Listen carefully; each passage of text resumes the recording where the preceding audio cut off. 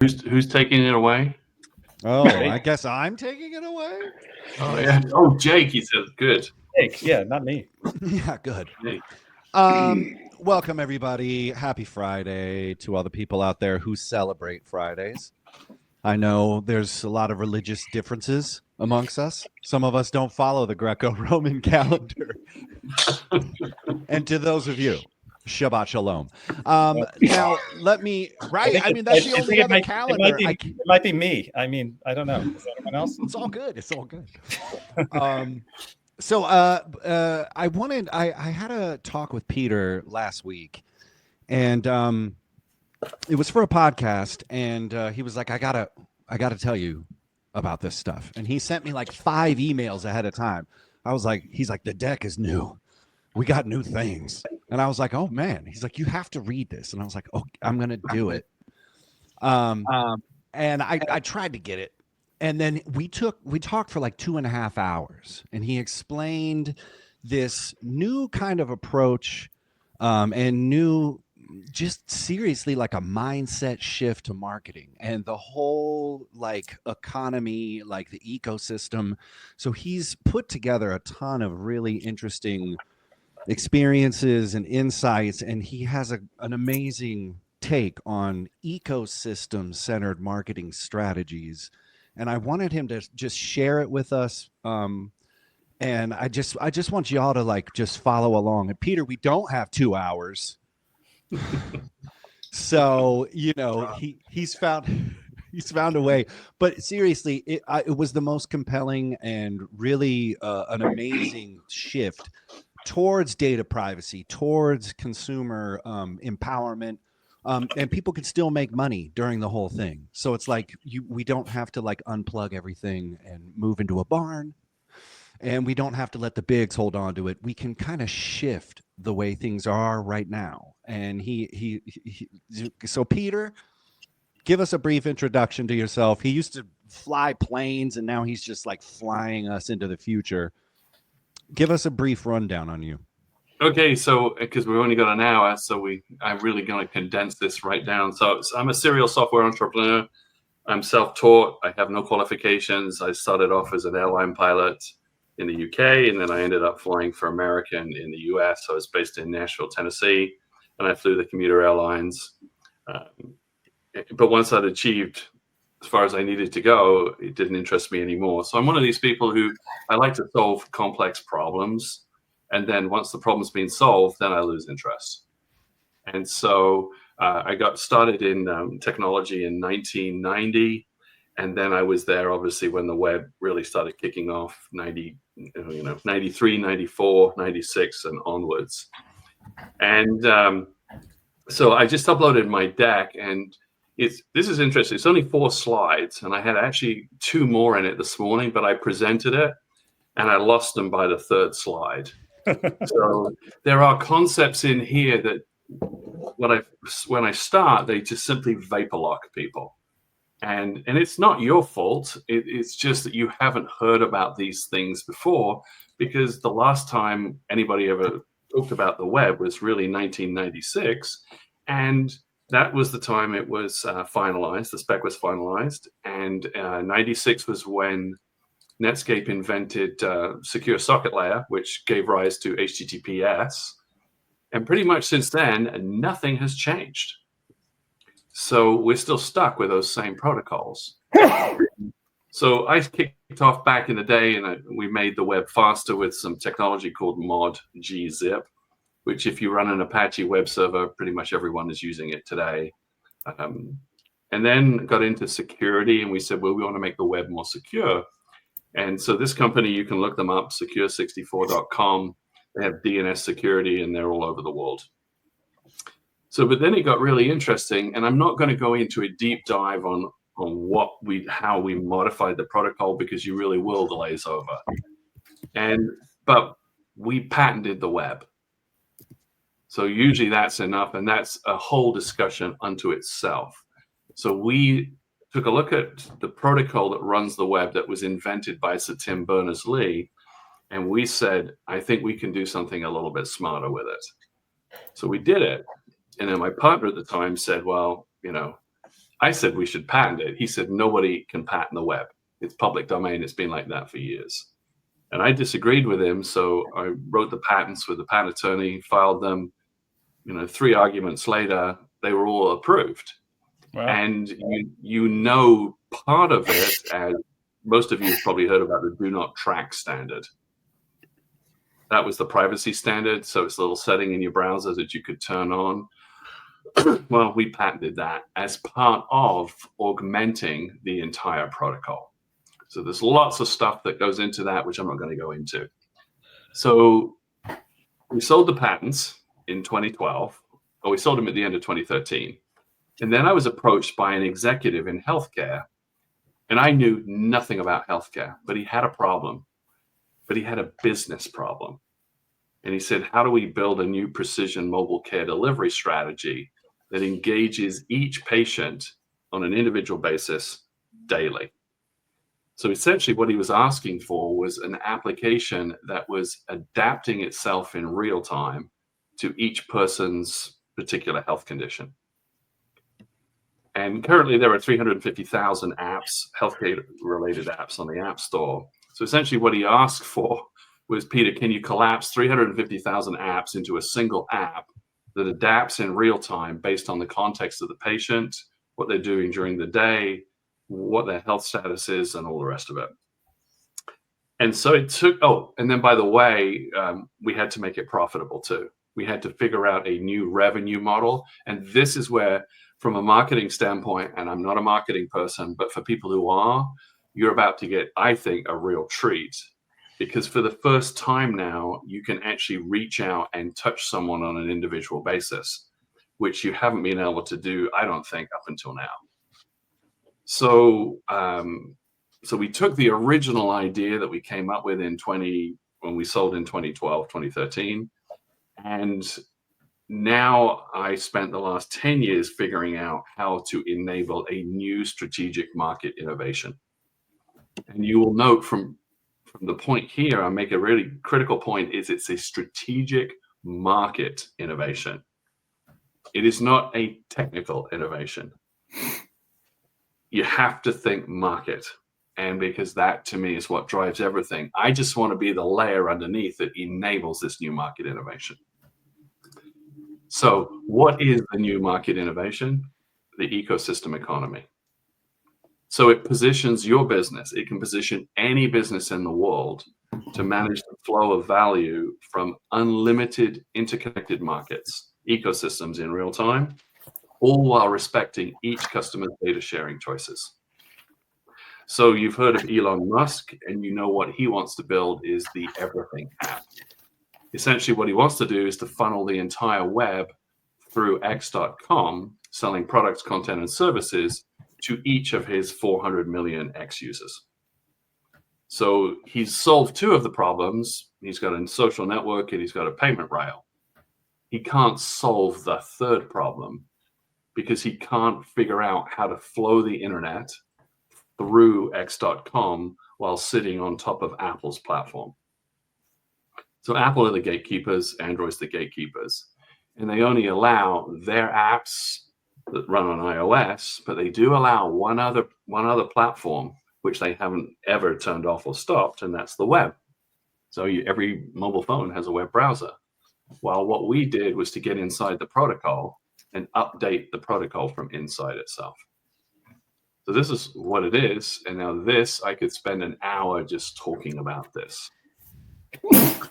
So you're all marketing folks. So my best suggestion is you Google John Singer, Singer, and he runs Blue Spoon Consulting. And you read what he has to say about the future of marketing and ecosystems. And he also has a Substack called Hardcore Zen. When I grow up, I want to write as well as John writes. He's simply brilliant.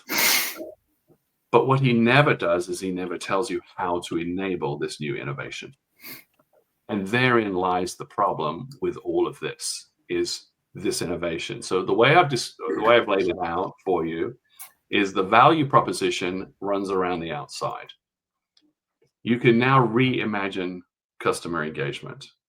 because what we can do is we can flow any ecosystem partner through a single point value exchange, and then we autonomously program the mobile app in real time to adapt to their needs.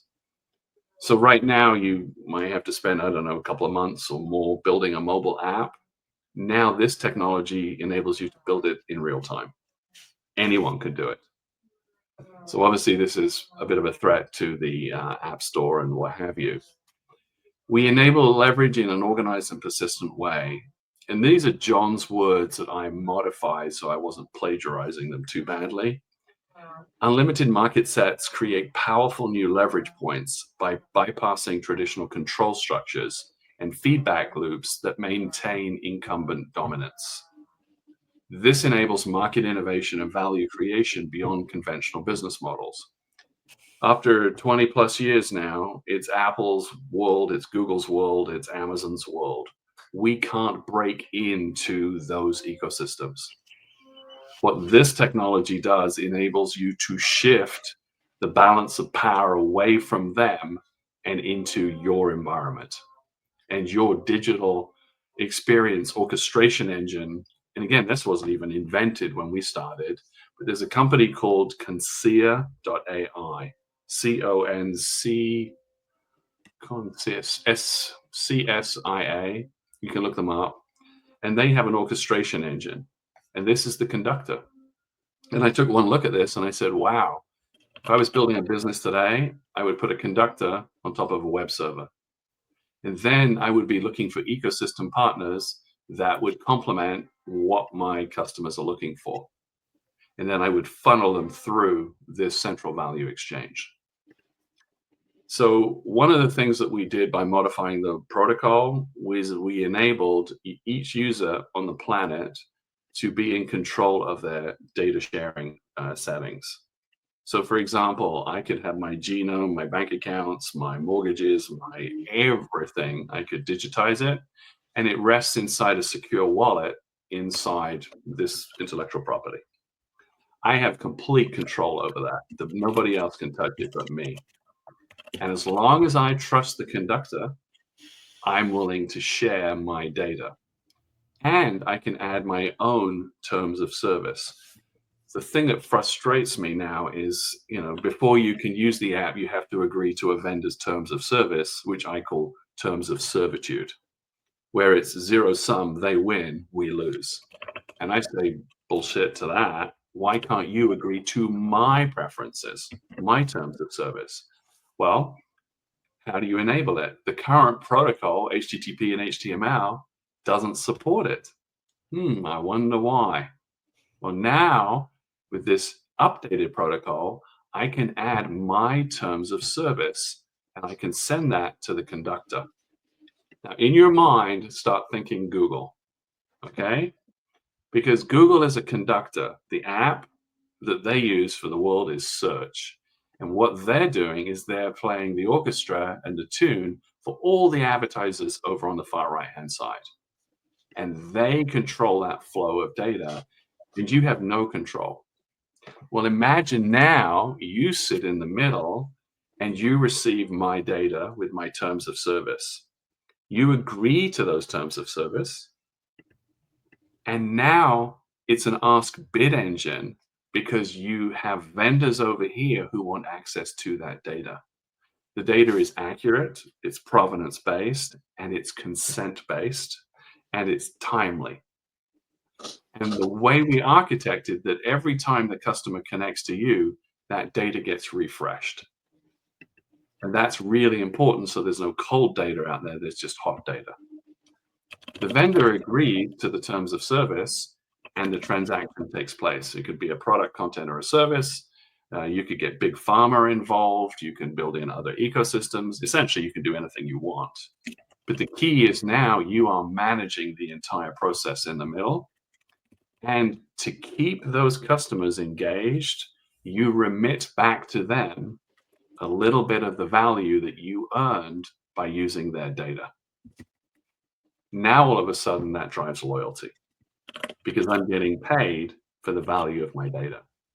This also prevents what I call the bigs from competing instantly with you, because their business model is based on sucking up all of the value. You're returning some of that value back to the consumer. So that helps you get around the cold start problem. The number 4 is really important because it enables a real-time innovation agenda.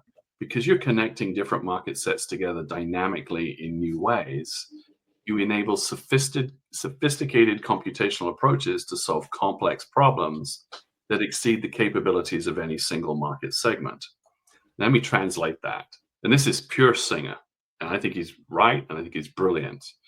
One of the things that I looked at and everyone's talking about is these AI agents. And I'm not a super big fan of them, but I can see the potential if you gave it accurate data and if you could send it on a mission.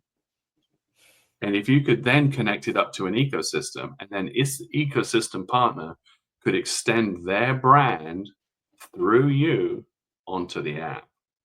And the brand is really important. And we learned this in healthcare, is keeping people engaged, patients engaged, was really difficult unless you figured out their intrinsic motivators. So part of the database was, what is my intrinsic motivators? And then we simply adapted the app on the fly to each person's individual intrinsic motivators. And even if they changed over a period of time, we did a demo one day and the person didn't want to engage because they didn't like the font. So we changed the font in real time, but only for that one person. So this technology scales to 8 billion people. And obviously all of this infrastructure on the right-hand side has already been built.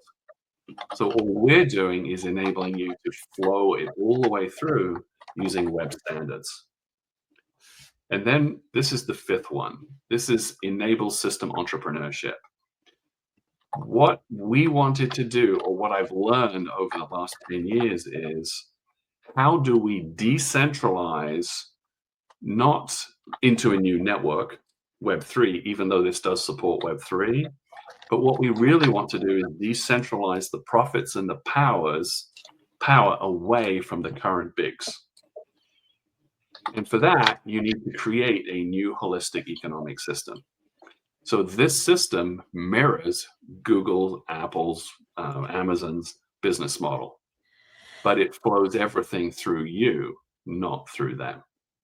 I can still go in here, and if you created a relationship with Google, and I was happy sharing my data with Google as long as I got compensated for it, then Google would get access to my data for a very short period of time, but it would be much more valuable. So the conductor, the person in the middle, keeps a little piece.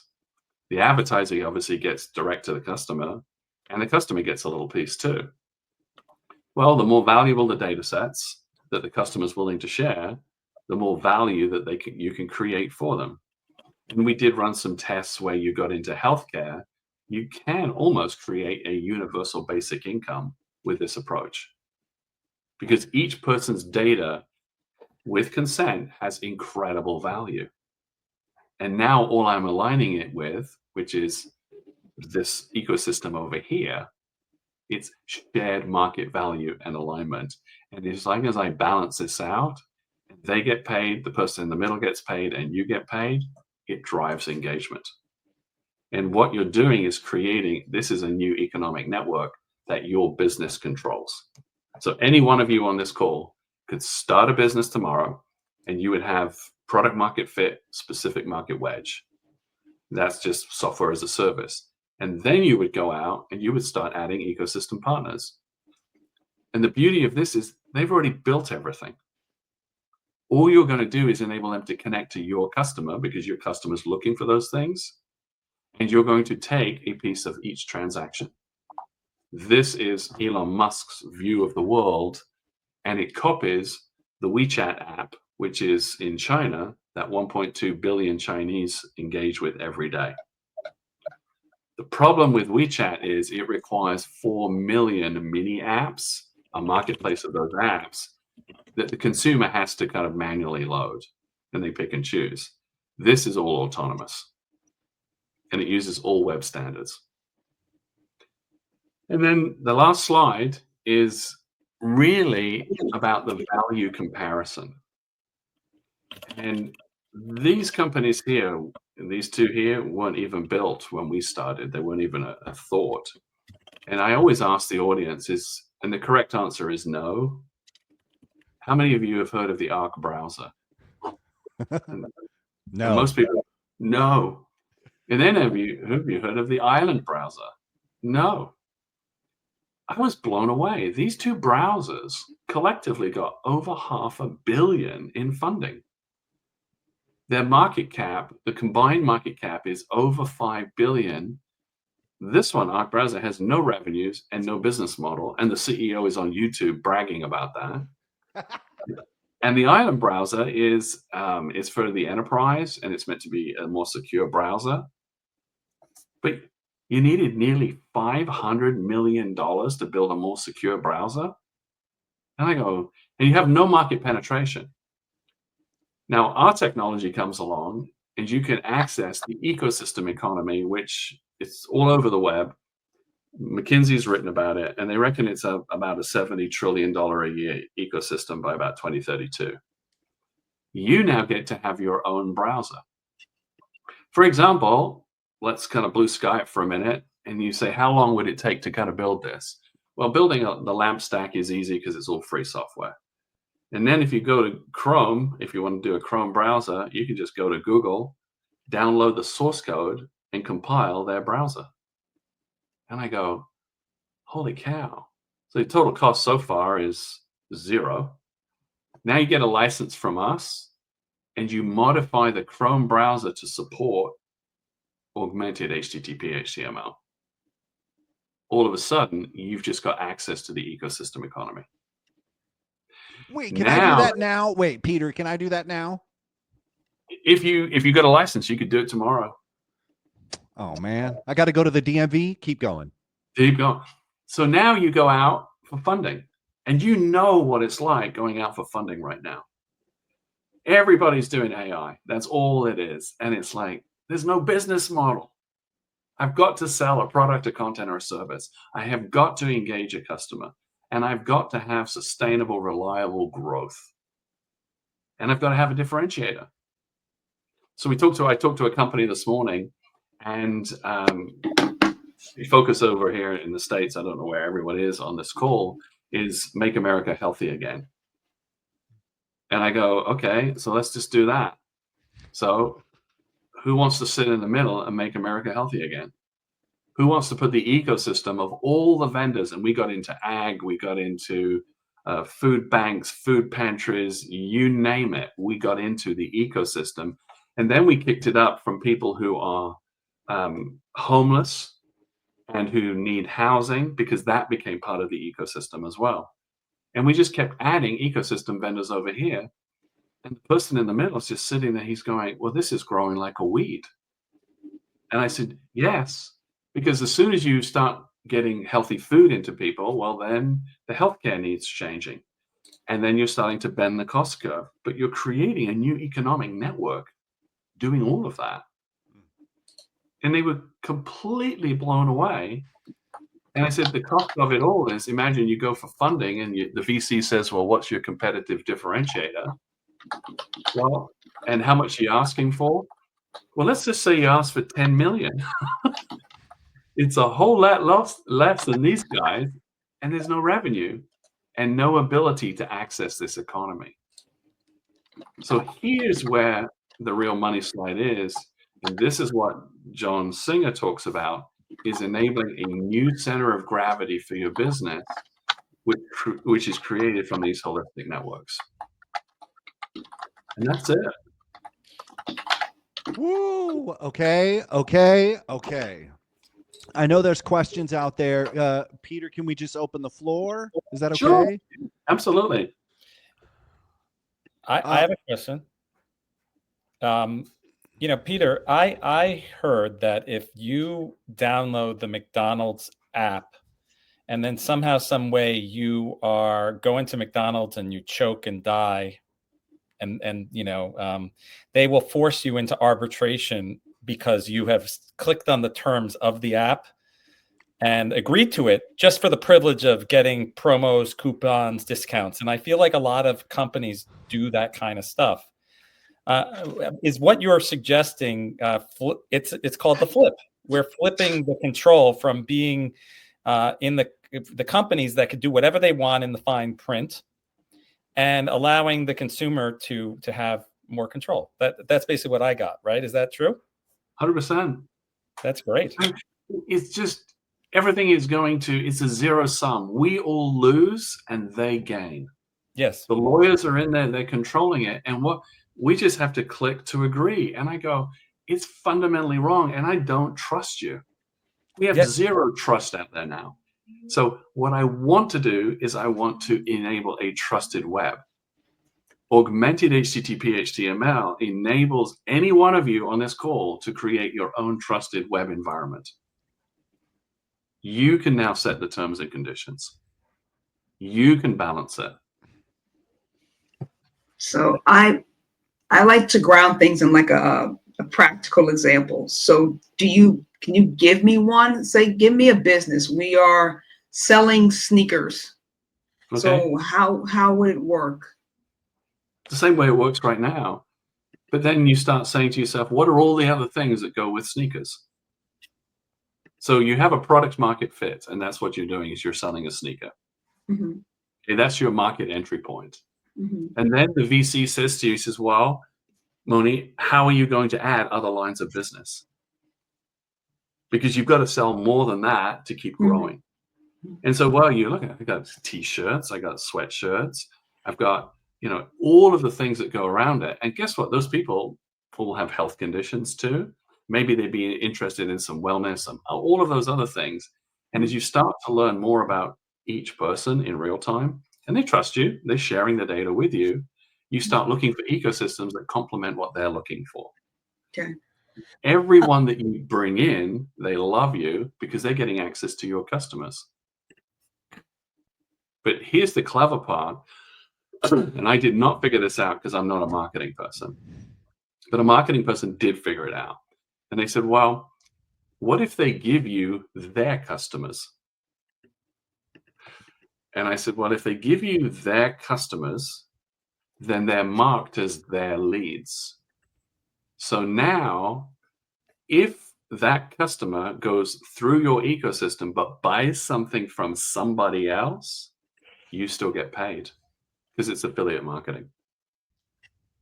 And this is like, it's like blockchain, right? We're talking about like the blockchain is keeping track of this. Yeah. Yes. Okay. Any other questions? Jess, it seems like Jess got a question. Well, I'm just trying to like put it in context too. And it feels like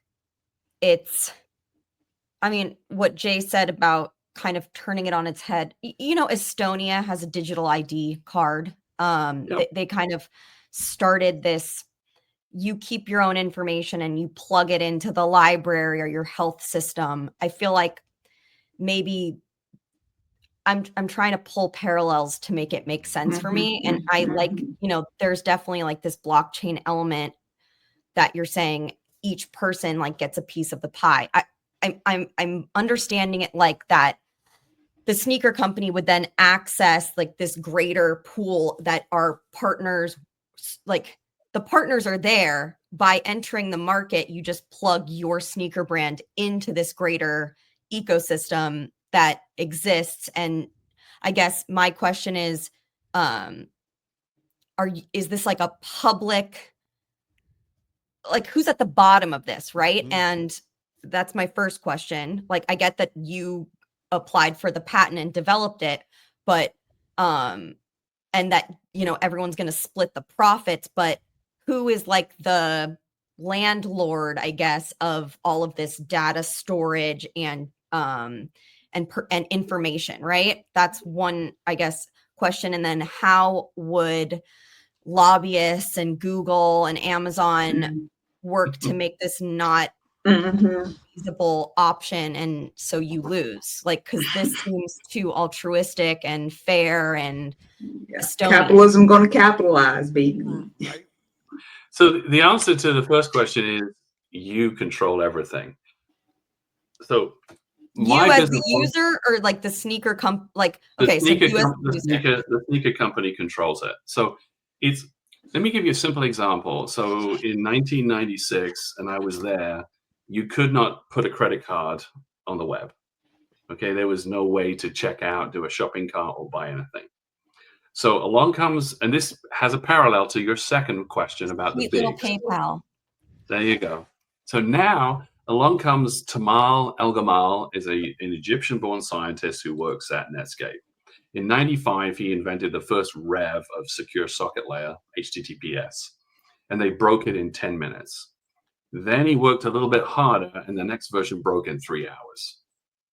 Then he worked much harder, and in February of 1996, it worked, and it was solid. And guess who saw it work in 1996? Elon Musk. A guy called Jeff. Oh, Jeff Bezos. Bezos. Oh, I know that. Little And Bezos. Jeff says, you know what?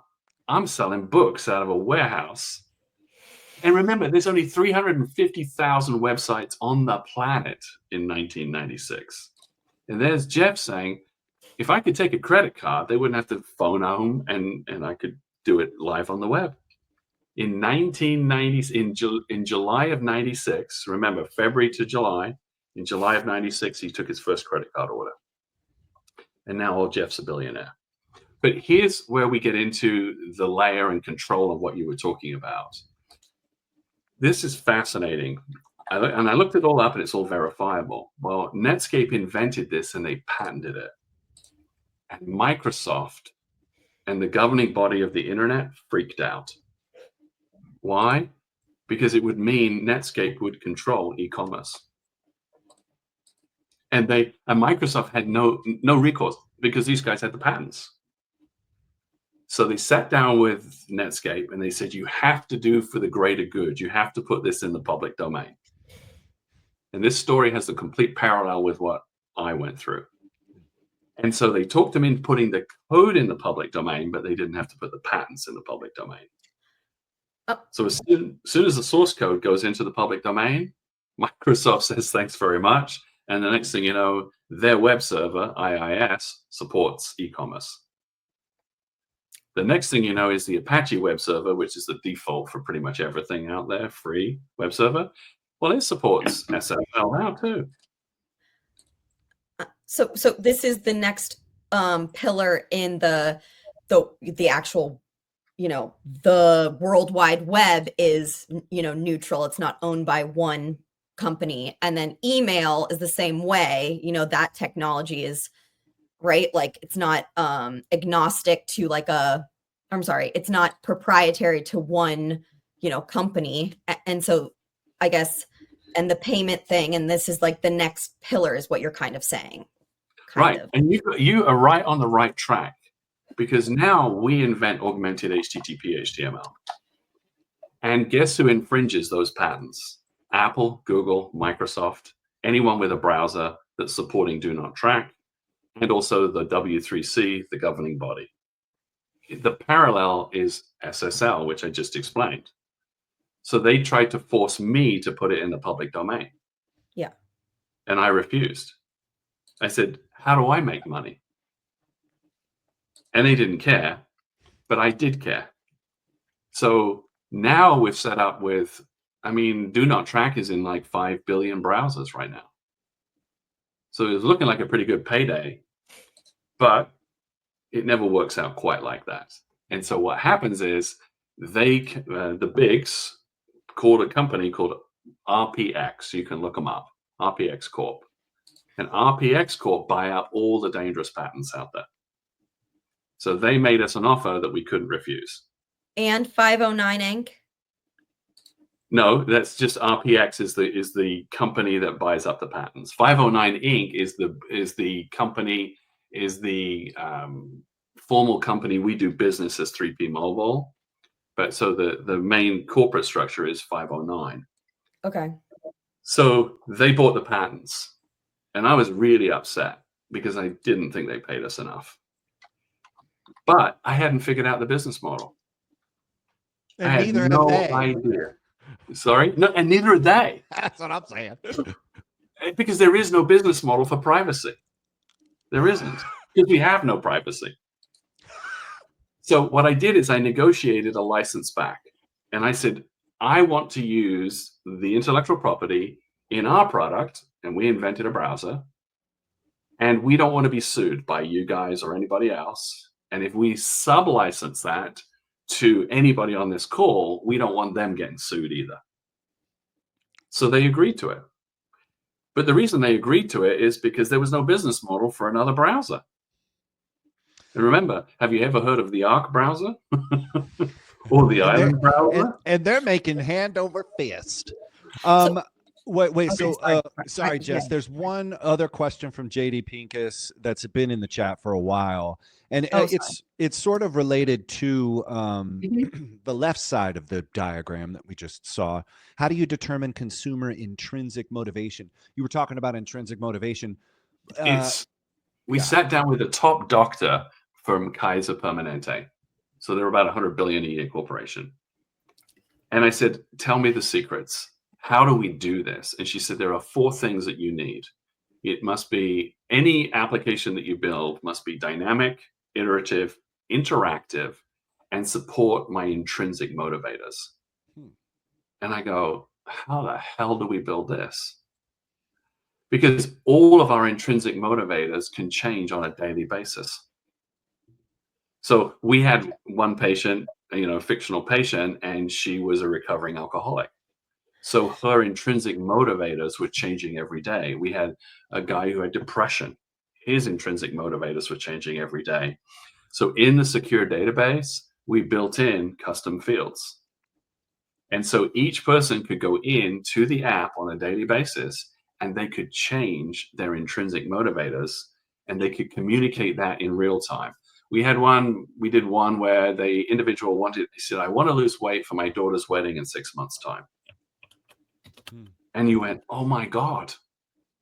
Do you know what they've just told me? Not only do they want to wear some fancy sneakers for this wedding in 6 months' time, but they've told me I gotta bring in all the health ecosystems. I got to pull in the wellness ecosystems, and then there's going to be a wedding.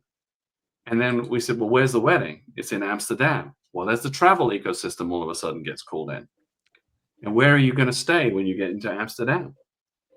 So it's basically your daily life journey becomes part of this entire ecosystem economy.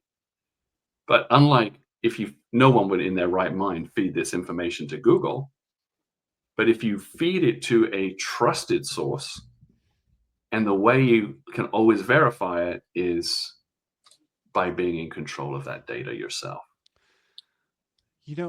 It's getting me to think. I was like, oh, I'm not going to give you my intrinsic motivations. I'm not going to fill out your custom field. You want to know what my motivations are? Well, I'm not going to give them to you from my cold, dead hands. And then I'm on Twitter telling everybody everything I fucking think for free, for no money. And I'm like, you know what? Another thing. Let me tell you how I really feel. And of course, there might be some performative stuff in there, but I think it's like, people are like, oh, I don't want data to go into this app. You're giving away so much data for free that people are making billions of dollars off of, and they're laughing at you because they're like, bro, Jake just put up a picture of his food, and I'm selling it to the restaurant, and I'm going to sell it to everybody else, and they're laughing. And I'm just like, I think I'm doing something. And be like, listen, I'm going to do that stuff continuously, but now I'm going to be able to get paid. Now I'm going to be able to engage with things. And then when marketing happens to me, it's because I happen to cross marketing.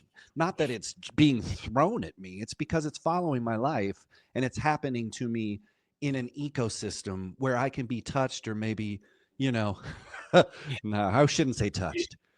I think you're onto the right thing. And what we had some real privacy zealots come in and take a look at this. And I said, one click, and you can disable every piece of data. Do not track. And if you can do that, was do not track. But what you can also do is to say, these are my terms of service. No fingerprinting, no cookies, no nothing. I mean, you can now build a complete trusted web with this technology. And this is where Singer was so brilliant when he said a new holistic economic system, ecosystem, where things in this world act and behave differently and where the user is in control. Oh my God. Sorry, No, go this ahead, is the Jay. marketing. Like this is the marketing utopia that we are trying to imagine at the Mac. Like, wouldn't that be better for the world? This is for you guys. You're the marketing geniuses. Well, it kind of reminds me of how this mirrors the real world much more than the digital marketing reality that we're foisting on people. Like it's going to be a real thing that is connected to the real world, because right now we're up in our impressions, we're up in our things, and we don't know if it works or not, and this would be like, no, you don't have to guess anymore, and plus you can make money, and plus just be good. There's more things. Oh, JD Pincus, we're going to hook you up with Peter Cranston. I just had an idea that Judy Shapiro needs to talk to you, because she's been working on the internet since 1992, and she has something called the Trusted Social Network or something. It's just like both of you, we're going to hook You know what Judy Shapiro says about me? Oh. She says I scare her. Because of how great it is? Because she's never got her head around what we do. Okay, well, I'm sorry. I thought Judy I would have dig this. talked to her, and I love Judy. I think she's an awesome person. Oh, great. And she wants to build the trusted web. Yes. And I said, you will never build it unless you get hold of the protocol. And Do that's you know what it takes to get hold of the protocol? We only know Ghost Protocol, Mission Impossible. We don't even know any of that. Yep. But if you got hold of the protocol, if I said to you guys this right now, guys and gals, I'm going to give you this new protocol. It runs everywhere, but now you're in control. You're in control with your user base, your customers, and the ecosystems you're going to connect to it. You don't have to worry about the bigs stealing anything. They can't. This is you're now in control of the web. It changes freaking everything. Okay, I got a question. Okay, Go now Colt's up in it. Go ahead. So my question is, if I've established what I actually have classically called the sovereign consumer contract, I think is the phrase that I use for what you're talking about, where I establish my parameters for a business to interact with me, and I'm trying to visit, let's say, a website, but that company maybe has a bot that would inspect the parameters of my personal sovereign consumer contract and say, no, that doesn't work for us, because you said that if we accidentally misbill you, you're going to charge me $1,000 an hour for the time it takes you to correct it, because that would be part of my contract, by the way. Right. And they say, no, you can't visit our website. And so, like, what happens? Are we just not in business at that point? Well, I think the way we looked at it is find another business that will accept your terms and conditions, because the default in the web is you always default to the lowest common denominator. Sure. Yeah. All right. So if you want to go back to HTTP, HTML, but it's controlled by the bigs, then you slide into their world. Got it. This world is one of education, where you're telling the customer, we're going to treat you with, I call it the 3 R's. I recognize me, I respect my data privacy sharing choices, and I respond only to me. Yeah. That times 8 billion people. Got it. And once you do that, you change the world, because you've never had control of the protocol. This is why I keep telling Judy, get control of the protocol. Judy, get control. Judy, get control. You can call Google and say, hey guys, can you modify the protocol just for Colt? Can you imagine that? So I don't think they do that. Victoria has a question. Go for it, Victoria. I think this is a little bit piggybacking off of this discussion right here. So I love this. And I think where my mind was going was, can we drill down more? I know this is for businesses, but like, is this something that can empower an individual, right? Like what I'm thinking of, or when I see this, it's kind of like a light switch on and off, one-stop shop, where it's like, I don't want to be tracked on the internet at all. And then like switch it, use this kind of ecosystem to switch it off, instead of going to each individual platform and controlling my privacy settings. I don't know. This conversation and this presentation kind of opened up that mind for me as an individual user, as opposed to a business owner for something like this, and taking control back as an individual of how my data is going to be shared, to others. So it's like, if you drilled it down in an individual level, right, and you had like a sandbox. I'm just a very visual and imaginative person. So I see, like, if you sandbox this and I'm a user for this individually, and I go on Chrome and I can drop down and say, I want to use this platform that you're talking about instead of the one that's owned by everyone else. I want to be in this mode, right? And as I use that mode, that feature or that platform can empower me as the user to determine in a one-stop shop fashion how my data is being used across multiple platforms in one place, as opposed to a million places. I just throwing that out there as to where my mind was going on this as you're talking about this, because I would love something like that. I think it also, like, it empowers the user to determine how their data is being used by all of these companies, so to speak, or Facebook, and so on and so forth, social media platforms. So I just wanted to see your, response to that. What do you think about that? And, if that is kind of like something that could be brought to the micro level, to the individual person, as opposed to just businesses. Bravo. Well done. Great question. I remember getting that maybe 10 or 15 years ago, and I didn't have the answers then. But now with this and that picture, slide 3, is Google is not going to add it to their browser. That's why we built our own browser. But now you can download Google's browser. Microsoft downloaded Chrome and modified it and turned it into Edge. So we actually have our own browser. We called it Choice, because you have a choice. So where's the choice button? So in this new browser, and you could, if someone is enterprising enough, create the Choice browser. And here's what's going to happen is, all you'll do is, you can be in regular surf mode around the world. It acts and feels exactly like regular browser. You click a button, now you're in choice mode. And what you would then do is you would kick into slide 3, because you have to have a trusted source to run things through. And that trusted source is going to filter and control what the real world gets to see based on your privacy settings.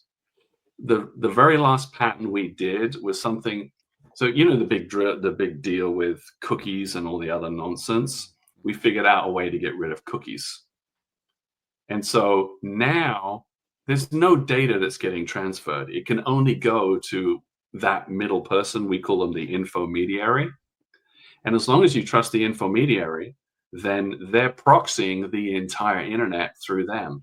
And this is why I keep trying to tell Judy, if you've got control of the protocol. I brought up Judy. Poor Judy. God damn it. Because Judy she's so close, but she says, I'm not supporting a browser. And I go, then you can't build the trusted web. I mean, it's good to talk to like a railroad person, because we all have opinions about trains, but it's nice to talk to somebody who's talking about what the freaking track is. And Victoria, your thought about the user experience is key. I think that's one of the concerns that I had. Moni has another question, and it doubles onto Victoria. What I was thinking is, like, people are going to have to be better stewards of their data. They're going to have to take care of their data. And if you've seen people's data hygiene, it's like no amount of Axe body spray is going to make that good. I don't think they're aware that they're concerned that we are missing the forest through the trees about what the real issue is here. Is it really data privacy? Because I feel like people understand that it's an exchange, right? They know they're getting something for free for exchange for their data innately, and they don't mind that exchange. So it's like, what's the value that they're getting for the terms of service agreement? And would we say that, do they value it, or do they even recognize that the whackness of it because they have no choice? There's no alternative. Like, this If you is the would say, default. if you would say you have my internet data or my data in exchange for YouTube being free, you think people wouldn't take that? They do it, yeah, whatever. They already are taking that, and they're not getting anything back, and they're getting worse products. They're getting right? free content. Well, That is I mean, and then value. at the end of the day, content. Well, I mean, That's we've all also the seen exchanges. we've also seen the ecosystem change. Like when we look at Netflix, everyone was all about paying for Netflix, and now by 2027, 60% are going to be accepting these ads, Right. because they have made a deliberate choice. Do I want to pay $20 or do I want to pay $6? And now everyone's asking for money, and they're giving you these pure experiences with terms that, by the way, might not be so savory. But now people are starting to accept the ads because they just have to. What else? What are the other alternatives, right? It's still, you're missing the value exchange though. They're getting entertainment for it. It's not for nothing. Yeah. So it's like there is a piece that I feel like that's missing in this conversation is, what's the business offering them for the terms that's going to be the better than somebody else's terms that are going to be way more not advantageous. Let's say it's Google same terms, right? Like there's another search engine that comes in and says, look, you get this stuff for free, but you got to give us all your data. And we come in and say, no, you can have free reign of your data. You can do whatever, but you're going to have to pay this paywall. Do you know what I mean? Like the value exchange for the end user has to be there for this concept, I think, to work. Right. So what I love that, but I wonder how much information people have. There's a lot of things that there's the veil of transparency. Agreed. And it's a lot thicker than we think it is. Sure. We're deep in it because we can kind of see through it, because we kind of like maybe have made some terms and conditions that we sent out and said, can you please just accept this, and can we just do this because it's an event, we can just sign. Right. You know what I mean? But I think we're a little bit, we're also inside the forest. You know, so it isn't that we can't see the forest from the trees. We freaking live in this forest. But it's just like, is there another place? Can we do it another way? And that's why Peter's thing was like, oh man, this is dope. But it gets me thinking, how are people going to connect with this? They're going to have to understand that they're getting extremely fucked right now, but they can't because they're enjoying all the free content. Colt is blowing it up in the Chiznat. To like represent, like, Colt, do you want to explain some of this, or do you want me to kind of take it, or because you got a lot here? Well, hang on a second. I just want to answer Moni's question. Sorry, Peter. Yeah. So let's say augmented HTTP HTML doesn't exist, and you're stuck with what you've got. Okay. And I love the value exchange idea, but really start thinking rails. Netscape owns that rail. You can't break into it. You can't break into the search rail. You can't break into a lot of these networks. So the goal is that when you read Singer is a new holistic rail. It's creating a new rail with new ideas. And I think you can always switch back. And that's what I've said. And the way we designed it is, I don't care if you don't like it, then just keep doing what you're doing. Right. But ultimately, I still have to sell a product, a content, or a service. However I do it, I got to generate revenue. Right. And so the more I can choose from a constellation of products, content, and services with this, and if you want to go back to Netflix, great. If you want to funnel Netflix through the middleman here, and Netflix agrees to it, because they're getting better data and they get able to deliver more value to their shareholders because of better ad revenue, then all of a sudden, then I sign up for that. The key is, you're right, privacy is, nobody gives a shit. What they care about is how your data is treated. Is there a value exchange? So let's say you've got some really valuable data and Big Pharma would love to get their hands on it. Bid on it then. And if Moni agrees, guess what? Then there's a value exchange. Now imagine 8 billion people being able to bid on the value or exchange their value of their data, get it bid on, and then adapt to those ecosystems. Ooh, man. And then like your privacy arbitrage marketplace that Colt is talking about is kind of getting me thinking, like, you're talking about 8 billion people being in this thing. But, you know, if you're B2B, you probably only have 100 like really high power executives that you want to do. Then everybody's going to be paying $1 million. And then how does this not become some kind of like, you know, real top lawyer in Orlando being $1,000 click, you know, per. Okay, so let's answer that. Let's answer that. It's really simple. It's a great question. It's really simple. What if Netscape had never put SSL in the public domain? Somebody would have done it? No, because they owned the patent on it for 20 years. Oh, those little. Now they would have become an e-commerce company, the largest e-commerce company in the world, and no one would have been able to compete with them. Oh my God, we'd be shopping at Netscape right now. You would, but they didn't see it. Now, why do you think RPX acquired our patents? A little trivia for you. Netscape released SSL into the public domain in 96. In 98, they get acquired for $4.2 billion. 2 years later, in 2000, it closes on the stock market for $10 billion, which is now chump change. Okay, they get sold to AOL. Time Warner comes in and buys AOL. Time Warner says, you know what, we need some money. Why don't we sell all these patents that they have? Who had all the patents on the internet back in the day? Netscape. Who do you think they sold those patents to? RPX. Then you go, well, Peter, who owns RPX? Oh, I forgot to tell you. The bigs. Apple, Google, Qualcomm, Samsung are all members of RPX. So they own this too now.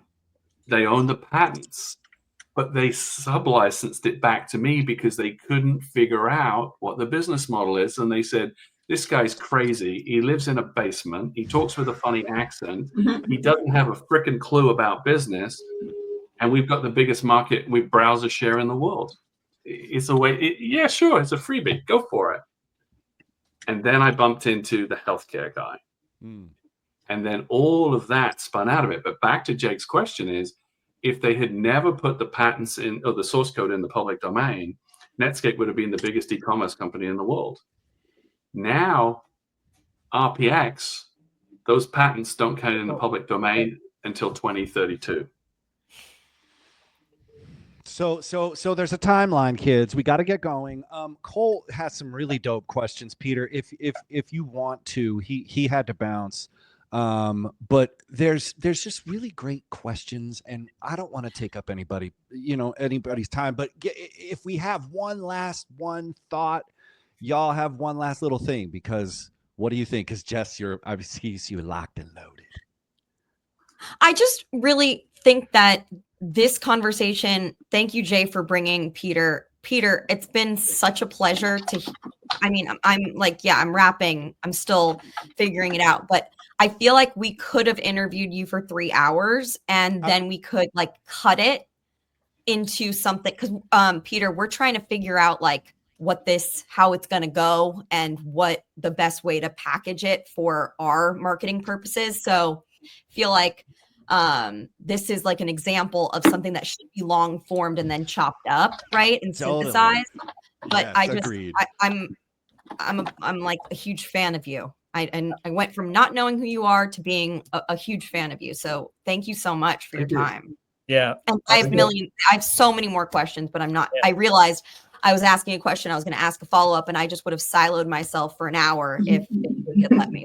There's a lot of synergies, a lot of use. The way I look at it is, if you look at the way Moni and I are educators, there are principles and practices of marketing. And Moni and I were texting back and forth as this was going on, and we're like, "Oh, we could help with that. We could help with that. We could." I think packaging and really getting into use cases and really applying the right segmentation and the right examples. Like, I want to take that complicated chart and make it really sing. You know what I'm saying? That's Yeah. what yeah, because this is an idea that's so exciting. But Moni's questions about like the user and Victoria focusing in on those things, and just starting to realize like the railroads and the connections, like you could see it all happening. Like it's so fucking cool. And Colt is working with a healthcare B2B thing, and he has a ton of things. JD Pincus is working on like figuring out emotions and sentiment analysis, and so like he's been there's so many places where we could figure this out, but I want this to be understood better. These conversations are going to help us do it. We got to keep asking good questions. What, are we going to have him back again? No. Should we? I don't know. I'm gonna interview him in my podcast on Monday, and when I get that, I'll just give you folks the transcript and stuff. And so, but I know 5 hours, 6 hours, lifetime. This is a new framework for everyone. Yeah, that's why it hurt our brain. Lift everyone up. You will have 100 different ideas. You guys are already thinking, how do we rewrite that slide? Peter, it's way too complicated. But to me, it's like, I embrace it. You've got to put parameters around it. Otherwise, it's the wild, wild west, and then it gets nefarious. You know what I mean? Right. Like, you got to put some. And you can tell that is your marketing slide, because I was looking at the patent and the documents that you uploaded for that, like how it's connected to the server. So like those are the technical documents. That slide is your marketing slide, right? And so it's just, you've taken it this far, and how can, anyone it's time for it to go out into the world now. I've figured out every single piece of it, all the edge cases. I've got all the use cases. I've got the monetization model, everything. It's time for who's the next Jeff Bezos who's going to take one look at this and go, I run the table. And you know what? Those motherfuckers are not going to read. So, whatever we're going to do, it has to be like grunt noises, single line sentence. Yes. Say it's from Socrates, or say it's a Stoic philosophy or some shit. Plato. And then people will eat that up, bro. Say Malcolm Gladwell told me. But that's the thing. You're marketing people.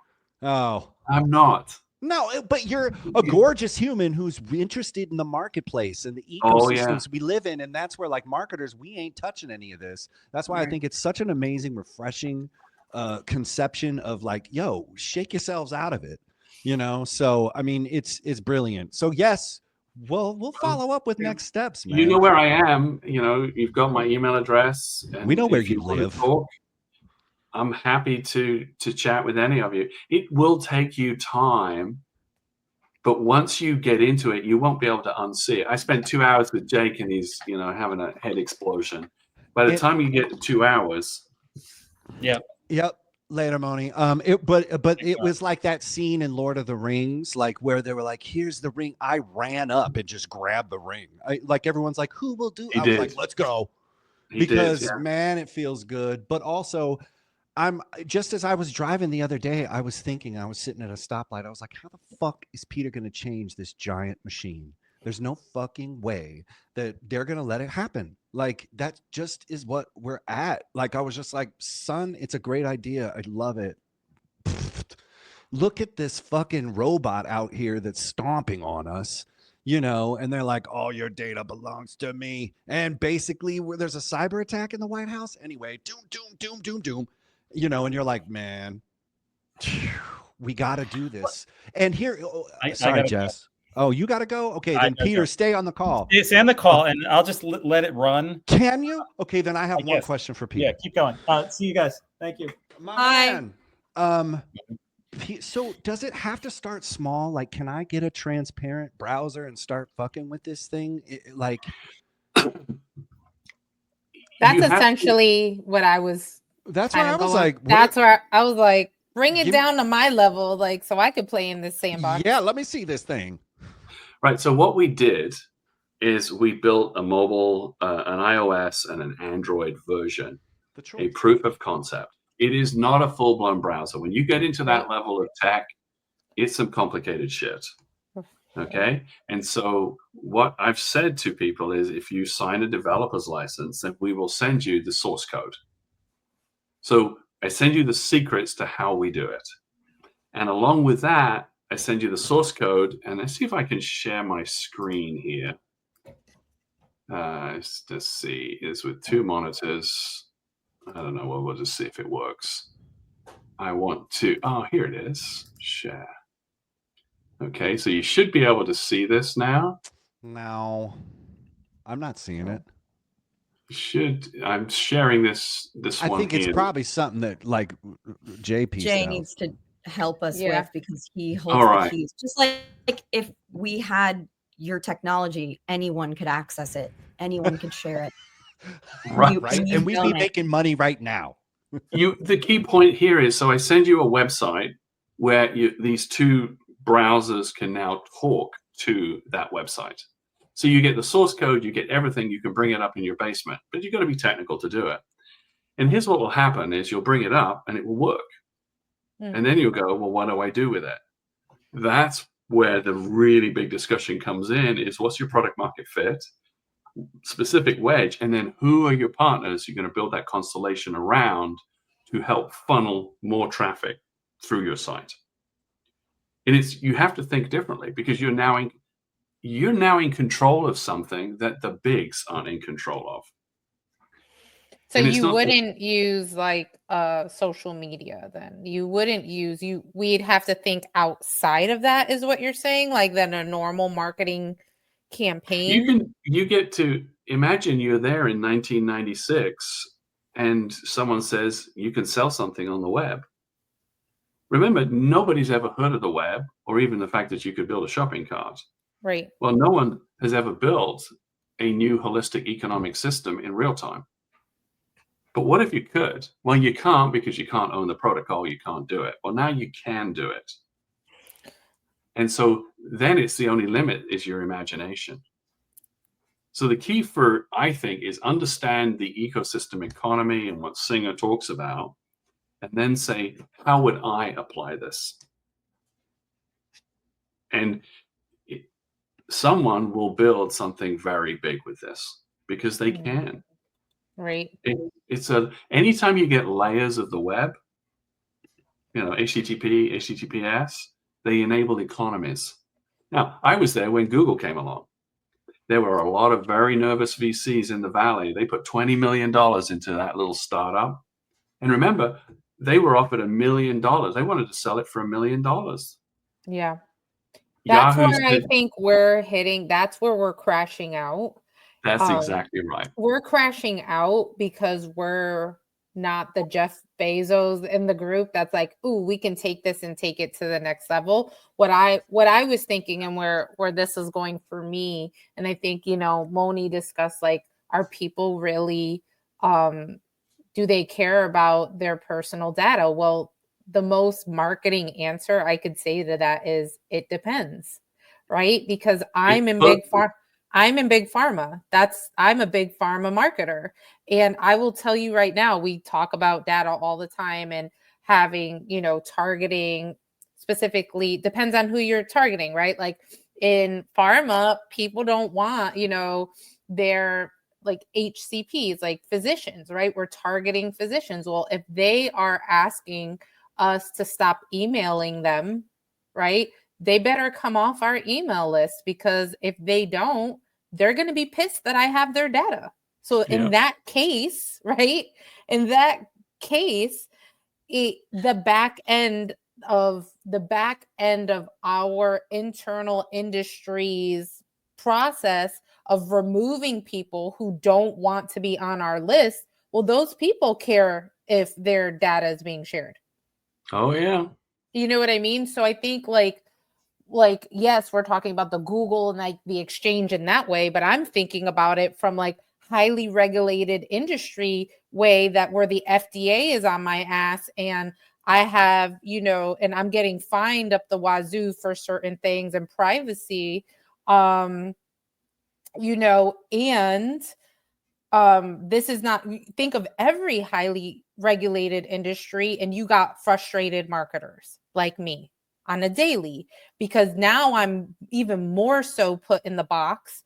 Like finance, right, has their own Federal Trade Commission, I think, is overseeing them, right? So that's why I say it depends, because in my market of big pharma that already is blacklisted and people hate us, right? Like I'm trying to, as a marketer, like tiptoe around the fact that we have a bad rep anyway, right? People sure as hell don't want us to have their data. So, and we have tons of privacy lawyers that I'm constantly like talking to. And this crap is going to get even more intense because now with this administration coming in and pushing down privacy data to the states, where when privacy data was at a federal level, there's one law and one rule of engagement for all 50 states. Now every state is empowered to make their own privacy laws, and I have to adhere to 50 different rules. So we thought of that, and the beauty was you have to know the location. So we had a patient, and she was a German national. She gets on a plane, she lands in Zurich, instantly you switch over to GDPR. She gets on a plane, lands in California, switch over to CCPA. This is what we would need, right? Like, this is why I said, and I didn't mean to interrupt you, but coming down on this individual level, because that's what's happening, like, nationally right now. It's coming down to a state level now, which means you have 50 different rules of engagement. So for me, a one-stop shop, this is what I thought of when I was looking at your ecosystem, is how do you empower me, even as a user, to have a one-stop shop to control certain things in regards to privacy? Because that's the battle I'm about. That's the bear that I'm about to fight right now in my real life. We built the secure database inside it, and it's totally customizable. So we would start putting tabs in there back in the days, years ago, and we would have the privacy tab for GDPR, for CCPA, or for healthcare. And it can be dependent on the state where you're a resident. I mean, all of those things can be placed inside this database. Now the consumer is in control. Now, for GDPR, especially in Germany, they have some certain rules and regs that doesn't matter. The government get this, police states get this, but the other stuff you can be in control of. So it was all architected in the database. And Victoria, to your point, is right now there's no mechanism for the consumer to put the consent in there in the first place to ensure that it works for the correct state.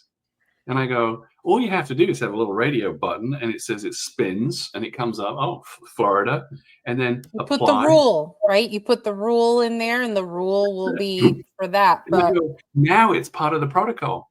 So the lawyers love it because it's consent-based. As soon as I connect to you, I'm not going to get too techy, but you read the incoming data stream, and you go, oh, Peter's given consent, and he's in Florida.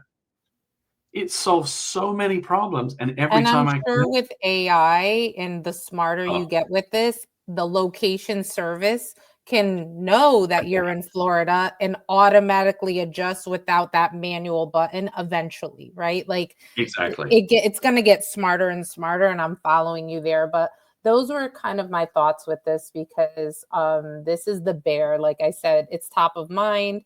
It's real in my industry right now. Everyone is discussing it. I'm on a board of advisors for a few, of these organizations that I'm working with, and this is what everyone's talking about. It's privacy, and it's bigger in certain industries than others. And when you're not working specifically in a highly regulated industry, it's not like, it's not really on your top of mind thinking, oh, do people really care about it? And it's like, well, depending on who's messaging them, they care. Because like, that is like such a huge part of my work stream, is working with my privacy lawyers on all of these discussions. And so, and it's constantly shifting. It's constantly changing.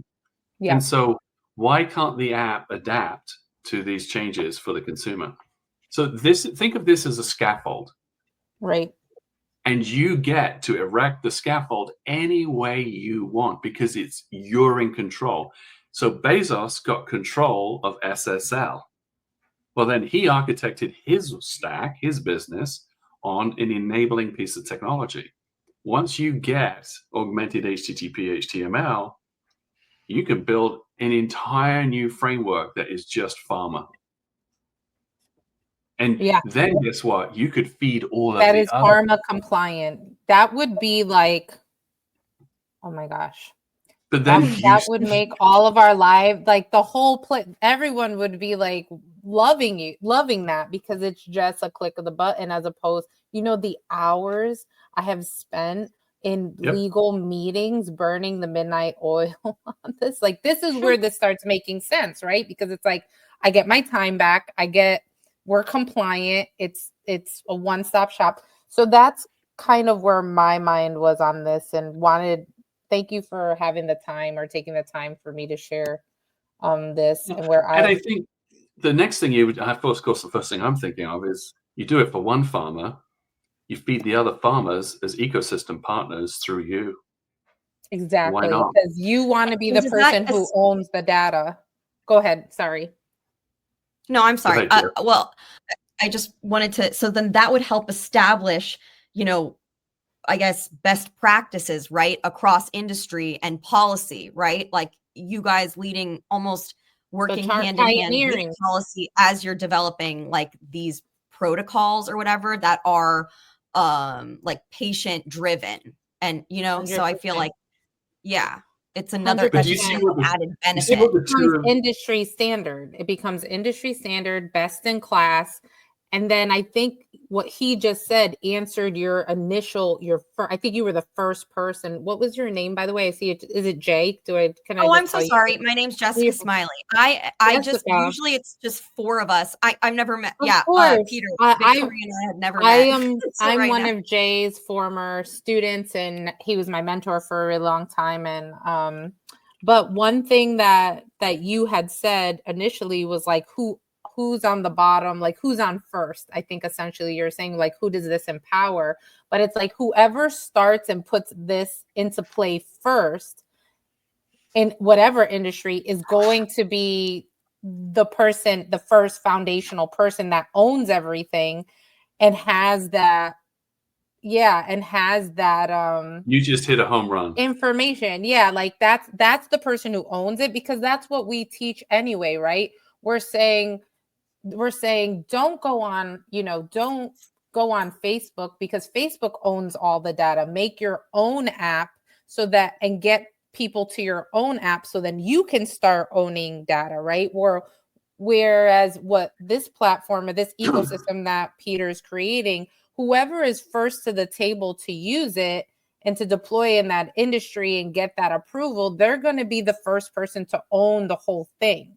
So then now you have leverage, just like Facebook had leverage when they started off, like they had leverage to it. You remember number 2, leverage in an organized and persistent way. I know it's geeky speak for Peter, but I'm just sitting here smiling. The two of you are cracking the code because you're already thinking differently. And as soon as you come up with one person who is the leader, you're just going to funnel ecosystems through that person.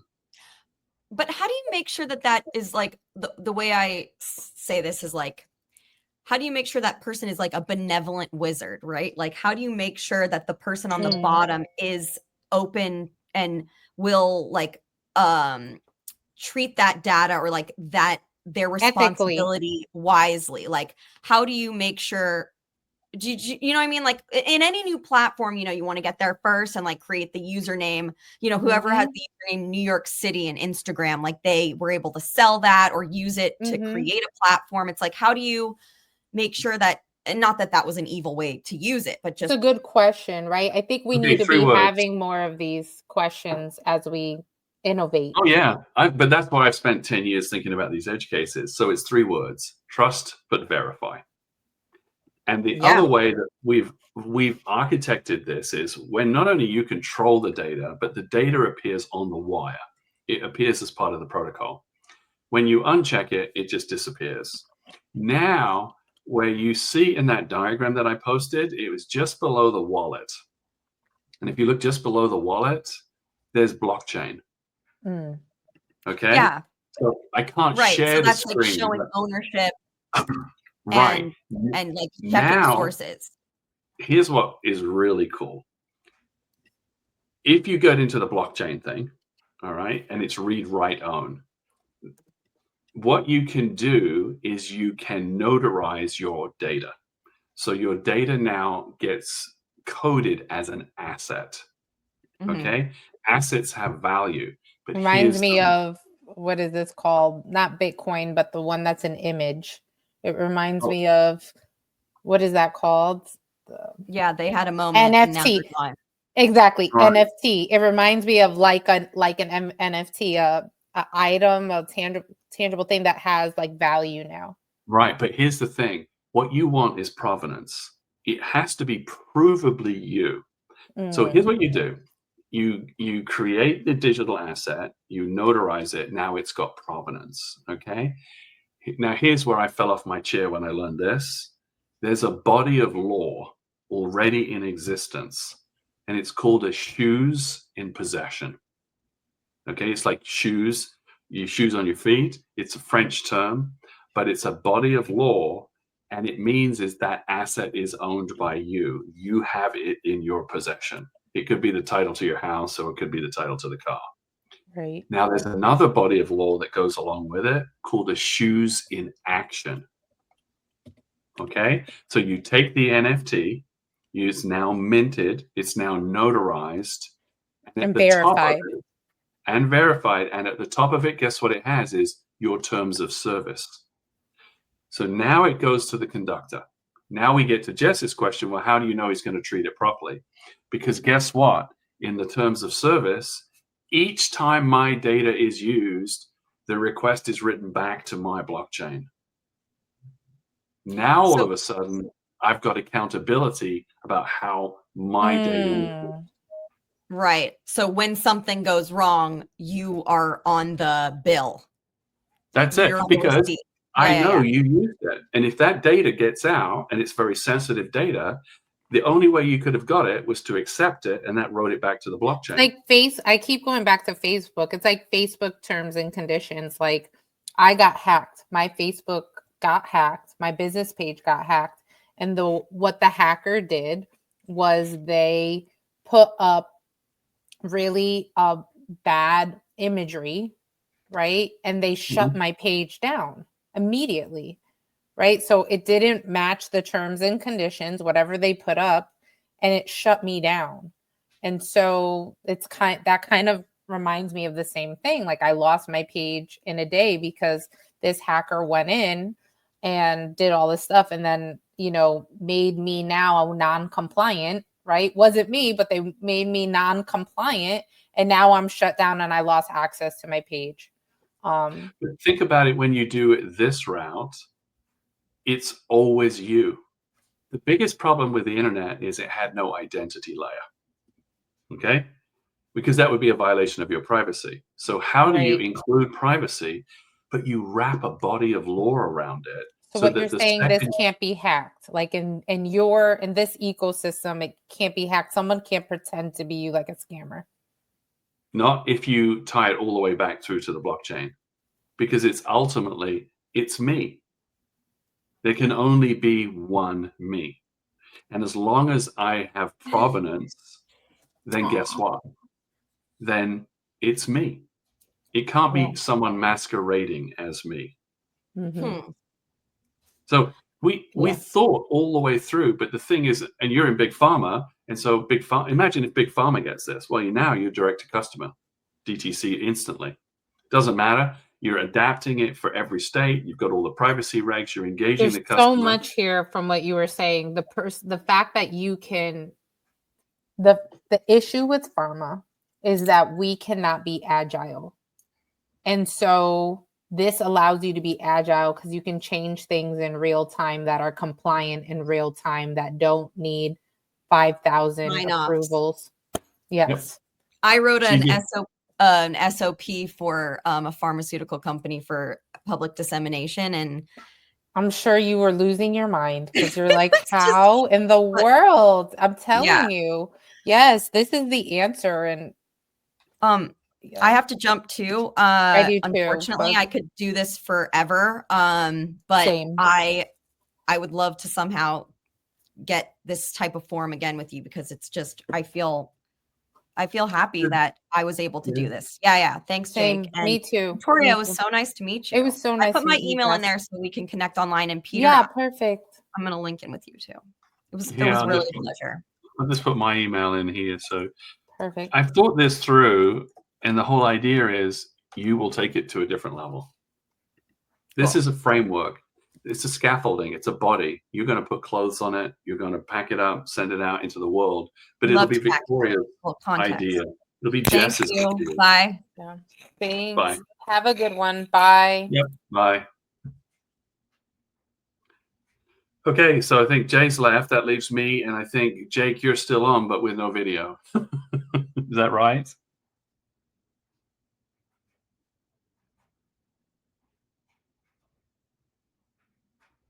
Okay, well, I think I'll shut down. So thanks ever so much for putting this all together.